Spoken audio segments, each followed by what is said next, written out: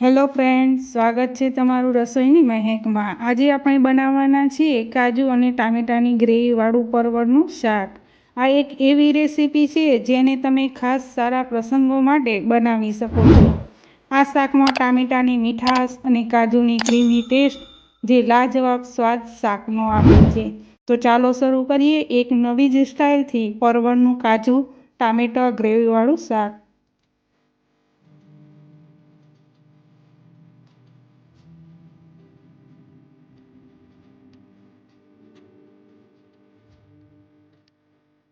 તો ચાલો ફ્રેન્ડ્સ, આજે આપણે એક નવા જ અંદાજમાં પરવળનું ગ્રેવીવાળું શાક બનાવશું। તેના માટે આપણે આ પરવળ લીધા છે। પરવળ વજનમાં આપણે 250 ગ્રામ લીધા છે।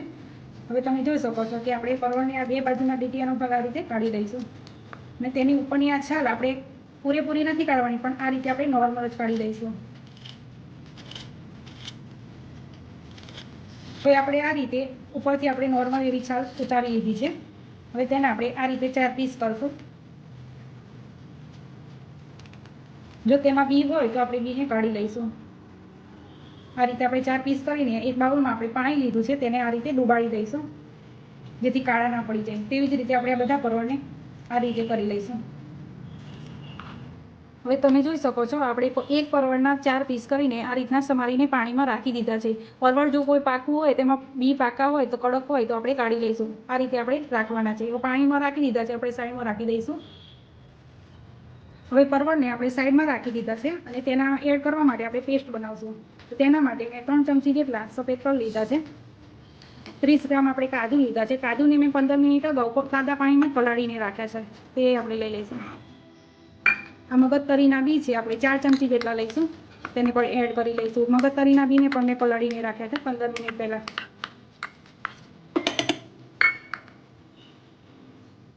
આ થોડી સાકર લીધી છે મેં, તે એડ કરશું। મેં સિંગદાણા લીધા છે। સિંગદાણાને મેં શેકીને ફોતરા કાઢી લીધેલા છે, તે 3 ચમચી જેટલા લીધેલા છે।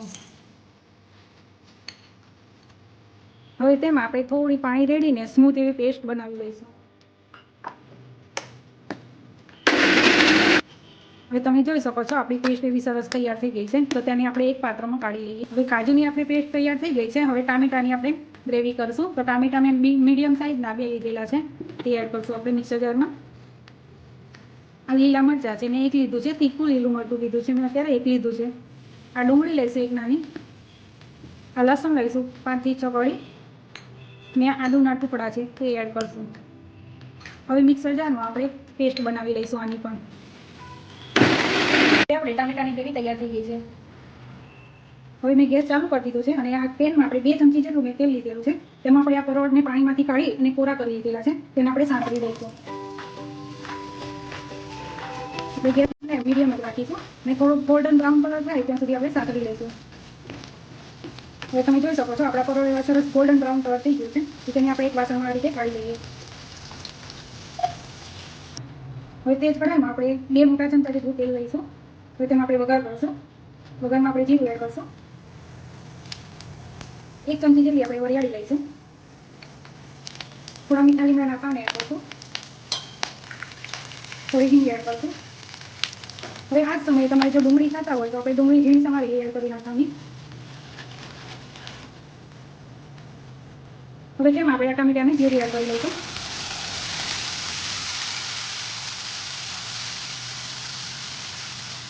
હવે તેમાં આપણે મસાલા કરશું। હવે 2 ચમચી જેટલું મરચું નાખશું। થોડી હળદર એડ કરશું। ધાણા જીરું જેટલું લઈશું 2 ચમચી। થોડો ગરમ મસાલો એડ કરશું।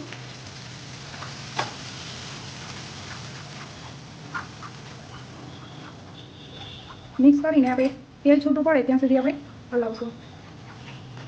હવે તમે જોઈ શકો છો આપણું તેલ કેવું સરસ છૂટું પડી ગયું છે। તો તેમાં આપણે મીઠું સ્વાદ મુજબ એડ કરશું। હલાવી લઈશું। હવે જે કાજુની આપણે વ્હાઈટ પેસ્ટ બનાવી હતી તે આપણે એડ કરી લઈશું અત્યારે।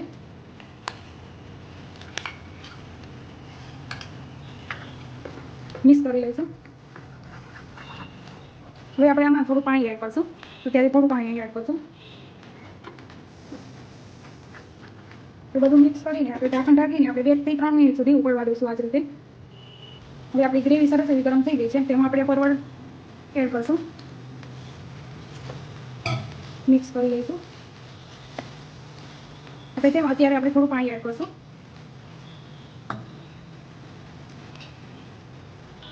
અત્યારે આપણે 1 ગ્લાસ જેટલું પાણી એડ કર્યું છે. હવે આપણે મીડિયમ ફ્લેમ ઉપર આપણે 7 થી 8 મિનિટ સુધી આ રીતના ઉકળવા દઈશું, ઢાંકણ રાખીને. જો જરૂર લાગે તો આપણે વચ્ચે વચ્ચે તેને ચેક કરતા દઈશું. હવે આપણું શાક જોઈ લઈએ આપણે. તમે જોઈ શકો છો સરસ એવું શાક થઈ ગયું છે આપણું. પરવળ પણ આપણા સરસ એવા ચડી ગયા છે. હવે આપણે કોથમીર એડ કરશું, સમારેલી મેં ધોઈને રાખી છે તે એડ કરી દઈશું અત્યારે.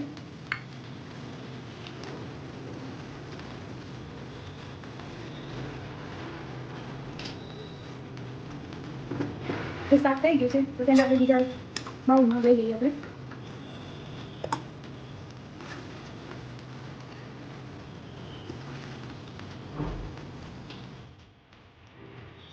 તો મિત્રો તૈયાર છે આપણું મજેદાર અને સ્વાદિષ્ટ અને નવી સ્ટાઇલથી બનતું પરવળનું કાચું ટામેટા ગ્રેવીવાળું શાક.